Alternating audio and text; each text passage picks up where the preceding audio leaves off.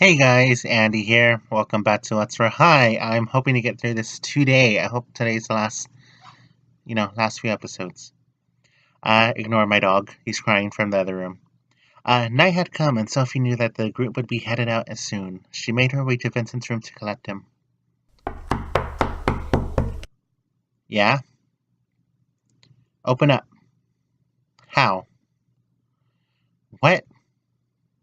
I mean, do you want me to do it in porno style with no clothes on, or should I get dressed? She gave it consideration, but then jostled her head and scoffed. Please just put some clothes on. The door swung open. Kidding. Oh my god. She pushed her way past him and made her way to his bed. Her body slouched and she let out a deep sigh. What's up? Sophie's eyes were vulnerable but intent. She made sure of that as she looked to him. I need you to tell me. Tell you what? Whatever happened that screwed you up. What? She brought the conversation to a halt. She knew he knew. Vincent was overcome with the same vulnerability, although it dripped from his eyes and washed over his entire body in a raw sheen. Please. I just want to know. She scooted to the edge of the bed, closer to where he stood.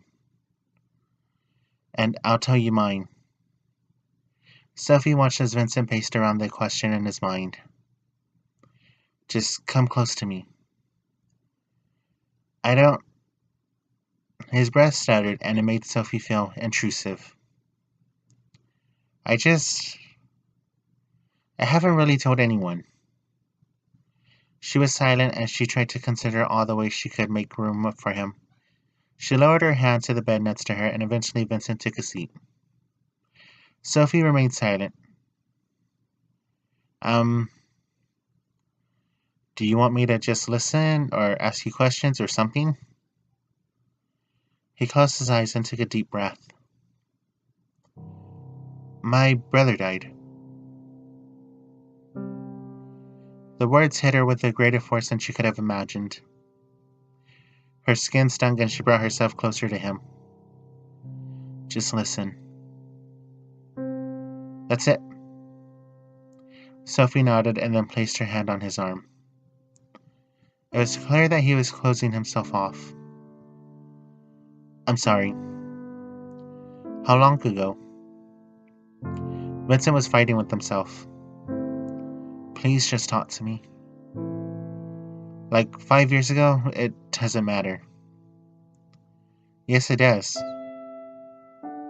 Her voice was softened to a whisper. He shot his gaze to hers, and Sophie could tell he found comfort in her eyes. Maybe I'm doing this right.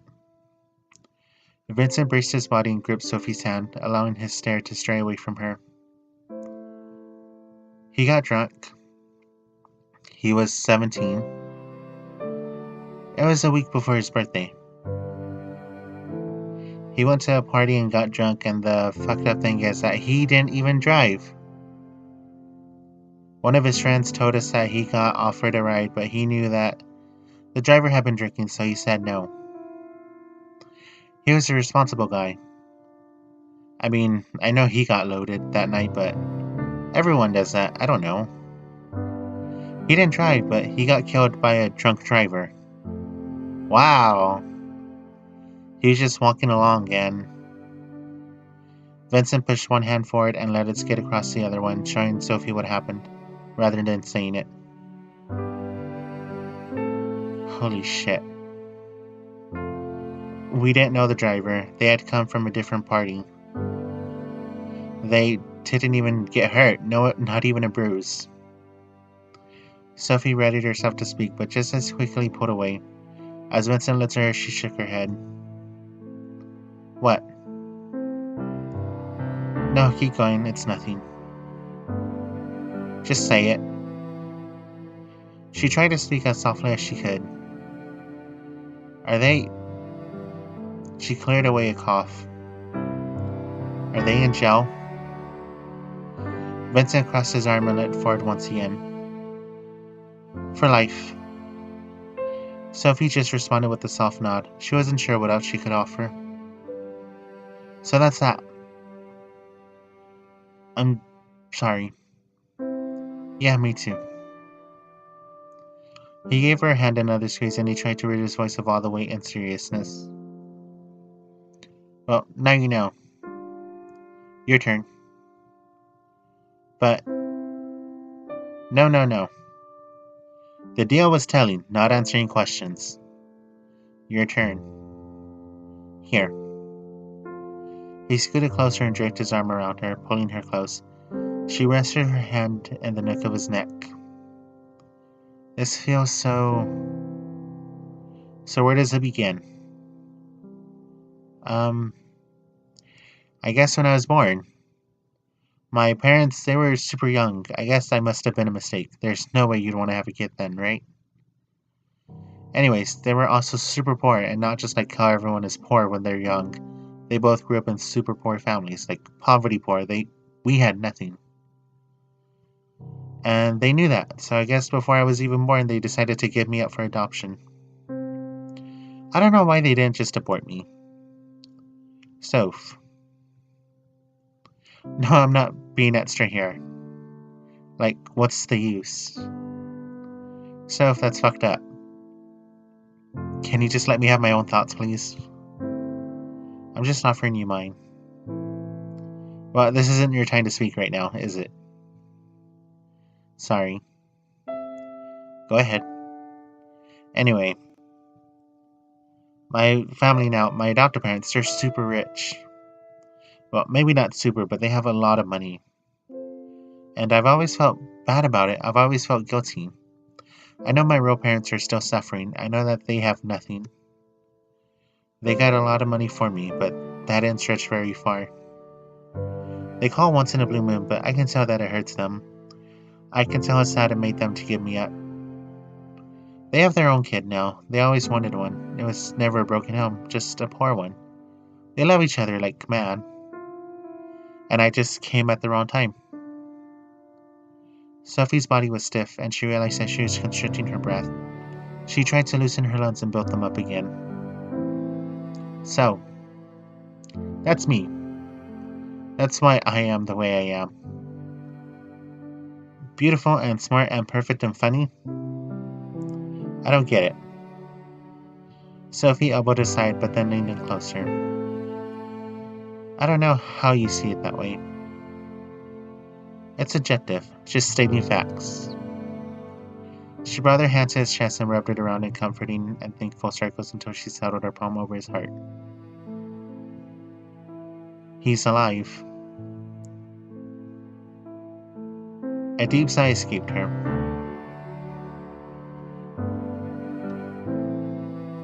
Okay. I'm just gonna finish getting ready. Maybe checking out on Derek or Toby. We've got a bit of time yet, right? Yeah, we should leave a bit later. Sweet, well, I'll come back in a bit. Standing from the bed, Sophie made her way out of Vincent's room and into the hallway.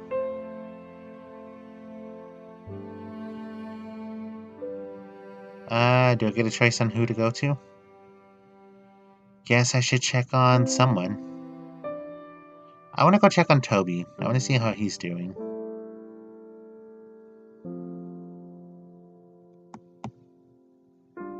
She made her way to Toby's door. Hello? Hey, it's just me, Toby. Oh. He opened the door and stood meekly in the doorway. Can I come in? Oh, sure.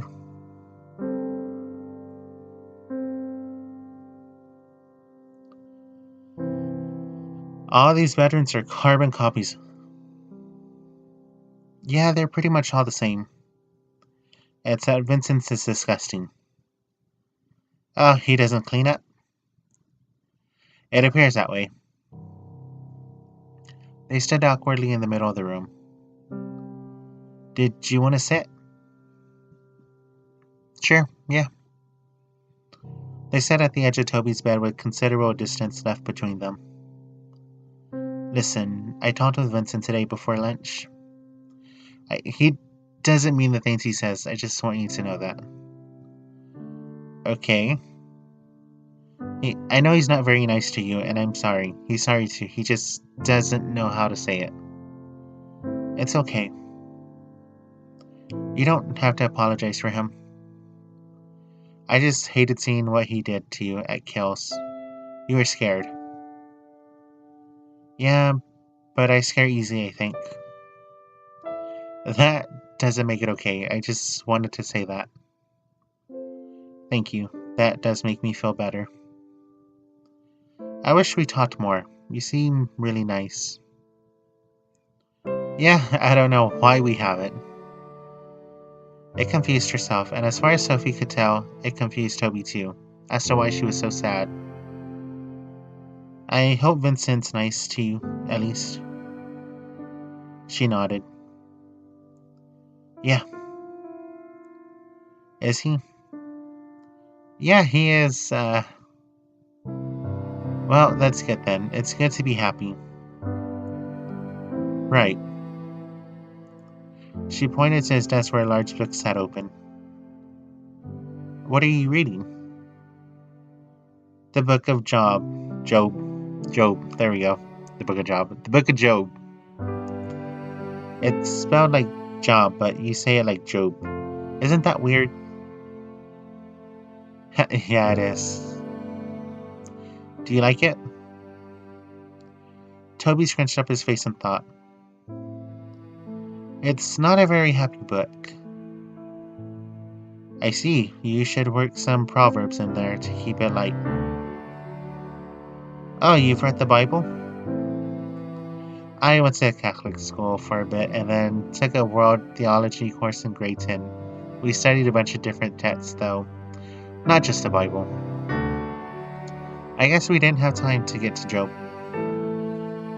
Yeah, it's confusing. I bet it is. She smiled at him and let the silence linger as long as she could tolerate. For anyone wondering, and this is my basic knowledge from understanding the Book of Job, it's basically all the devil made. If I'm not mistaken, I believe the devil makes Job suffer through all these terrible things like family, the death of his family, his flock dying off, and I think suffering from pimples or boils or something like that. And throughout it all, he's praising God and he's praising God, yeah. And the God and the devil are like, oh, well, why is he still praising you? I'm doing all these horrible things to him. And it's faith. It's just having faith. Well, I should head out. I gotta get ready. Yeah. I'll see you later, Toby. Okay, see you, Sophie. Have a good night. You too. I don't think we're gonna have a good night, to be honest. I think we're gonna have a fucking awful night. She left his room quietly and made her way up the stairs.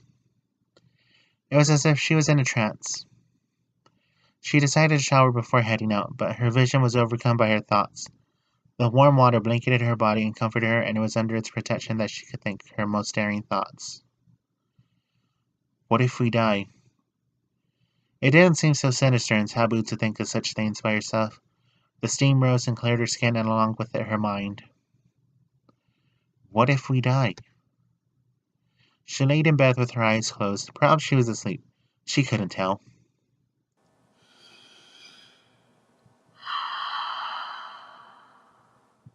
Sophie rose from her bed, left her room, and went to gather Vincent.